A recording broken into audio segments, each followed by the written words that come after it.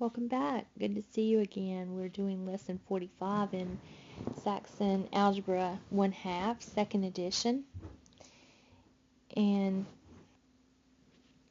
this lesson is about how you can solve a multiplication equation using the division rule or the division property of equality, which is just this. In words, you can divide both sides of an equation by the same non-zero number and the equation will still be true. For instance, in numbers, if you say 4 times 3 equals 12 and you divide both sides of that by 2, then you're still going to get 12 divided by 2 is equal to 6. It's still true. In algebra, x equals y. Well, if you divide x by z and y by z, then they are still going to be equal because they've been divided by the same thing on both sides. Alright, so let's try this out. I've worked a couple of examples for you. 4x equals 3. If we divide both sides of that by 4, we're going to the 4 will cancel itself out and we'll have x equals 3/4. Now here we have two fractions, 1/3 x equals 4/5.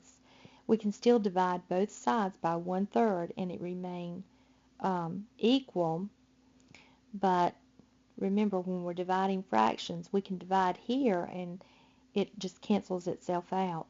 But on the other side we have to say 4/5 and then flip this. And so times 3 over 1, and we would get 12 over 5.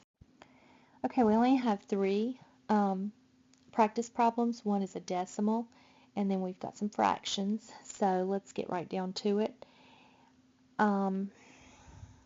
If I want to get x by itself, I'm going to divide by, I'm going to divide by 0.04. And if I do that on both sides, that's going to cancel out, leaving me x by itself, which is what I wanted. And if I say 0.04 into 28, I'm going to have to move the decimal 2 times, which is 2 times here. 4 into 28, that would be 700. B, 1/3 x equals 5 if I divide both sides by 1/3. Remember, even when you can't see it, that 1 is still there under that whole number. We can always make it a fraction. 1/3 divided by 1/3 gets rid of it, so x is by itself. X equals 5 over 1. Now, we're going to say times 3 over 1 because we have to flip this fraction, and that would be 15.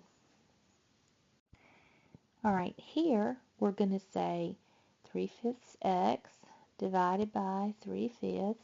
We're going to have to do the same thing over here. That cancels out, leaving x equals 2/3 times 5 over 3, which equals 2 times 5 is 10, 3 times 3 is 9. 10 over 9 being our final answer.